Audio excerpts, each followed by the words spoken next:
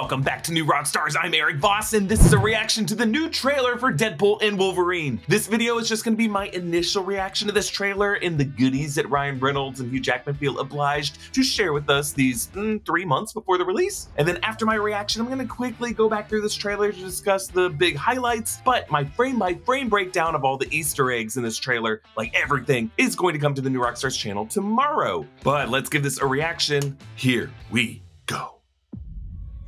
I told you, you're not welcome here. You're not welcome anywhere. Now get the out of my bar. Just give me one more drink and then I'll leave. Hi, Peanut. I'm gonna need you to come with me right now. Look, lady, I'm not interested. All right, well, I'm sort of on the tick-tick, so upsy daisy. Here we go. Oh, whiskey dick of the claws. It's quite common in Wolverines over 40. You don't want this. Unless you want to take a deep breath through your forehead, I suggest you reconsider. He wants it to happen. What Wolverine is this, I wonder? Like, what era of Wolverine, what timeline, what universe? Because it's a different one than what we've seen. Cared about. Not my f***ing problem. Is that what you said when your world went to shit? Wow. Ooh, what are those? Come again. This Wolverine let down his entire world. Oh. Want to talk about what's haunting you, or should we wait for a third act flashback? Go f*** yourself. That's the line he says in first class. I love it. I'm so... Oh my God. Okay, so this is Madonna's Like a Prayer. We're going to mute it because they won't let us play it in the trailer, I'm sure. But it's, you know, it features Jesus and everything. Is that Liefeld's Just Feet? This is awesome. Oh, wow. That looks so good. Wait. Oh, wow. The adamantium katanas. That's Cassandra Nova. Okay. Whoa! Whoa!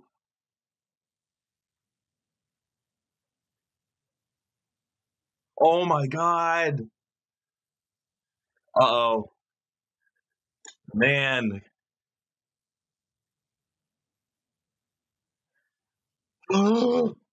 Whoa! Whoa! Whoa! Let's go!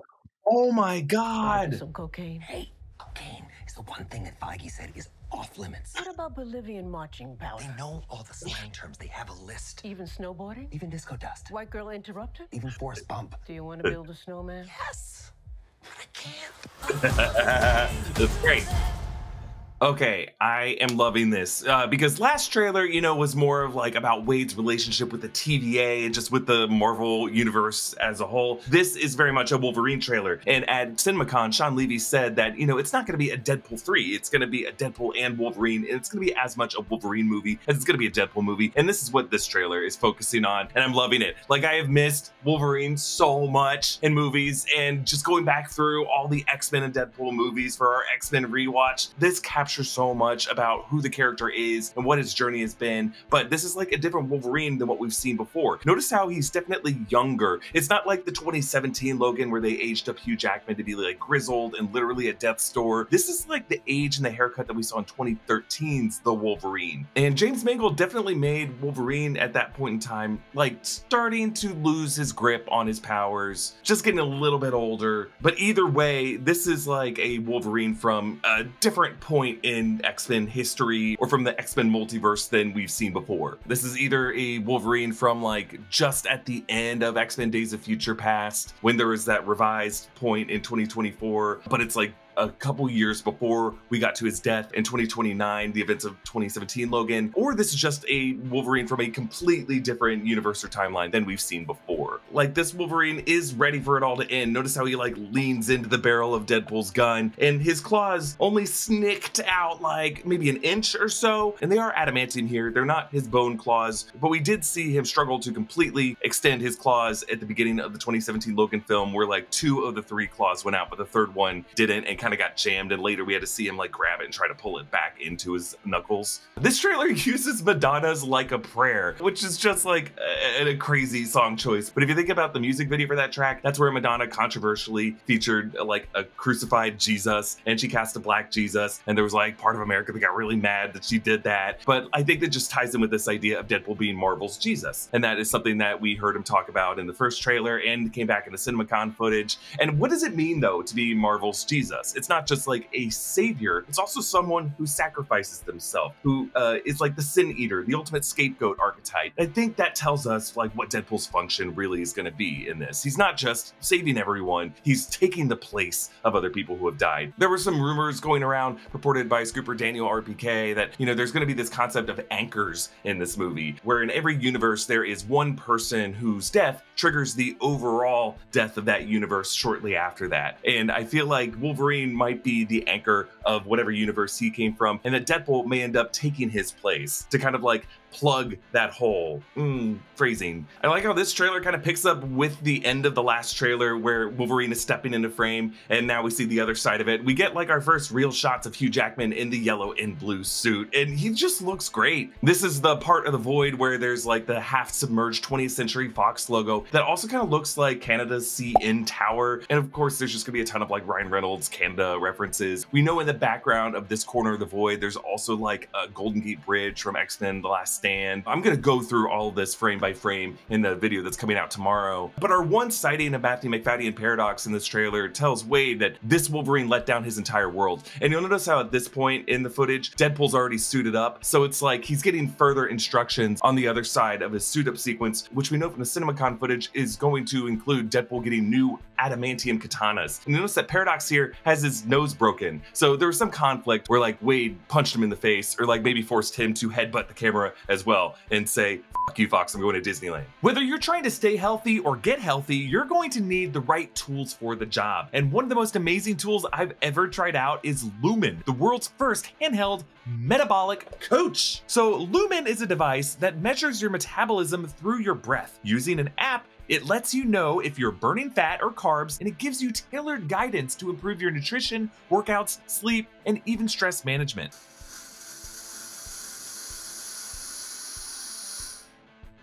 I'm 4. Thanks to Lumen, I've learned that the key to metabolic health is something called metabolic flexibility, which is your body's ability to efficiently switch between using different fuel sources like carbs and fats. There's just certain times and situations where you want to be burning one or the other, and how well you can switch what fuel you're using determines where you are on the metabolic flexibility spectrum. The more flexible your metabolism is, the better your health and well-being are, and the less likely you are to end up with chronic issues like type 2 diabetes and cardiovascular disease. Lumen gives you recommendations to improve your metabolic health based on the context of your breath measurement, whether that's the first thing in the morning or before and after meals and workouts. So if you want to take the next step in improving your health, go to go.lumen.me/newrockstars, or just click the link below and you'll get $100 off your Lumen.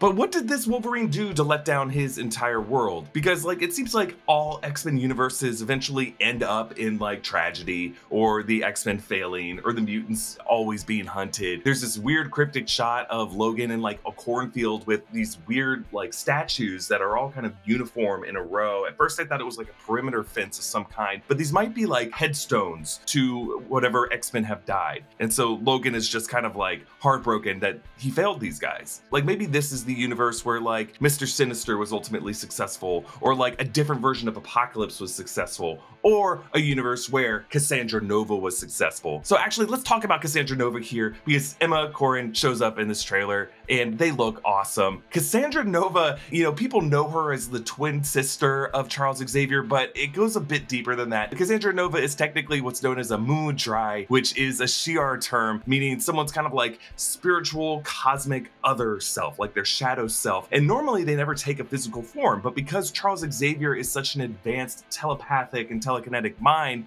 that his Mumudrai actually takes a physical form when he's in the womb. And that these two fetuses end up having this insane psychic battle, and then Charles Xavier is able to defeat her. But because his Mumudrai twin is just so powerful, whatever's left of her clings to life and lives in a sewer, and then just kind of grows up and becomes Cassandra Nova, which is a major force to be reckoned with and is like the major villain of the Grant Morrison E is for Extinction storyline in the 2001-2002 era of the comics, where basically she finds in Ecuador a master mold. So a master mold is like a giant printer for Sentinels. And she finds a master mold in Ecuador and uses Boulevard Trask to basically unleash a wild Sentinel on Genosha and kill 16 million mutants. Now, spoiler for X-Men 97, but we are seeing that storyline in X-Men 97. The mystery right now in X-Men 97 is who is behind it. Is Cassandra Nova behind it, or are they giving her plan to like a different character? So far, it seems like they're giving it to a different character, either Mr. Sinister, or maybe Mr. Sinister is part of some kind of alliance with Apocalypse and Bastion and other characters. So that's why when you see Cassandra Nova in this trailer, she is just using her telekinesis to control Wolverine's claws, and she's just going to be a really difficult character to kill.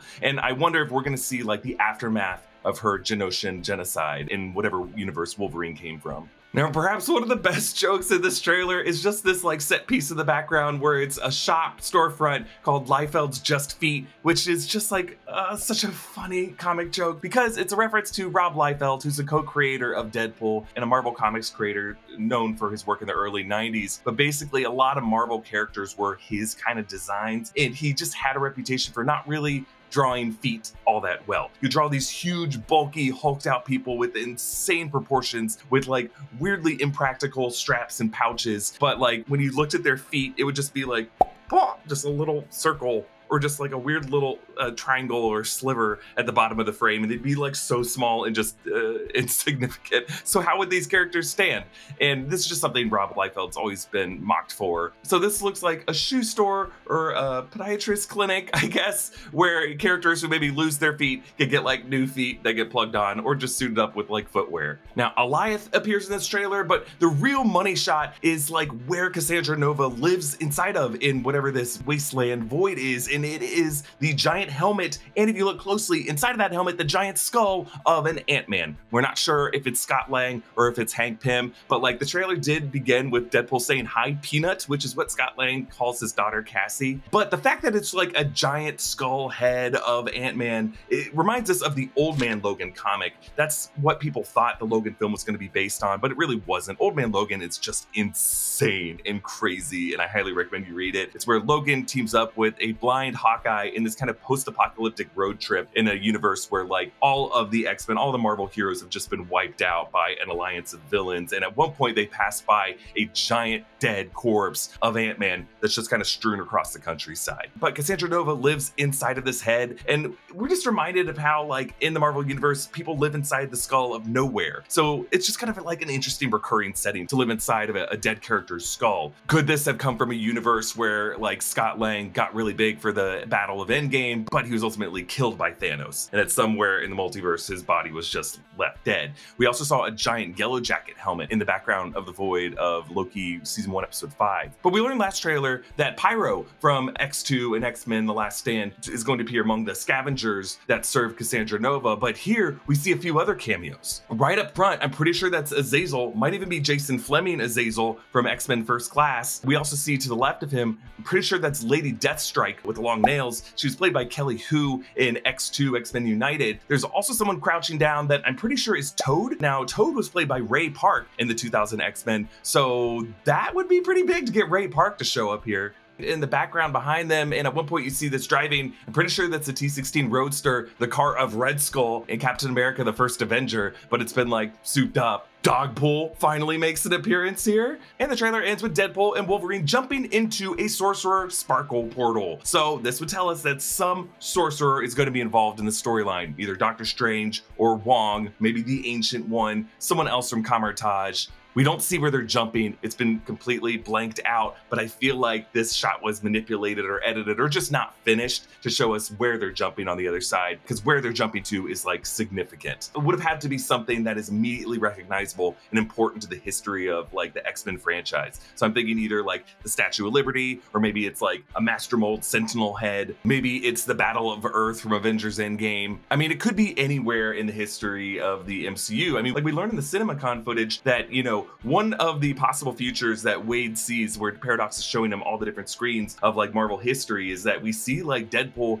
held by Thor in Thor the Dark World, where Loki pretended to die on Svartalfheim, the Dark World, but like, you know, Loki didn't really die, and Wade is kind of taking his place. And Paradox is like, turn that off. That's just a, you know, a very distant future. But like one of the missions that Ryan Reynolds has with all of his Deadpool films, there's like really two missions, right? One mission is to take the character of Wade Wilson, Deadpool, from a place of like smug ego, and then just kind of break him down into more of a hero by forcing him to like butcher his own body and his own soul to the point of heroism, to make him really like a Jesus type sacrificial hero. And the second mission is to just parody everything that has come up in superhero cinema from the last one to this one. I think Ryan Reynolds does consider these Deadpool movies like the scary movie franchise to superhero movies. So since, you know, May 2018, what have we had? Not only have we had the Avengers Infinity War, Avengers Endgame conflict, we've had like everything in the MCU multiverse saga. We've had Marvel trying to make it work on Disney Plus. We've had like all of Sony Marvel movies. The first one was like Venom, and that was in October 2018. We've had like the Disney buyout of Fox. We've had the transition of the DC movies from the Snyder era to now James Gunn taking over, and then everything that happened with James Gunn in Marvel. There's like so much that Deadpool's got a parody, and I feel like at some point we're gonna see Wade facing off against Thanos and saying, I am Deadpool, and snapping his fingers, and then like something's not gonna work. This trailer ends with this moment that we saw in the CinemaCon footage where Wade's talking with Blind Al. She wants cocaine, and remember in the past films she did do cocaine, and it was like stored in their floorboards next to the cure for blindness, and they have all these different slang terms that like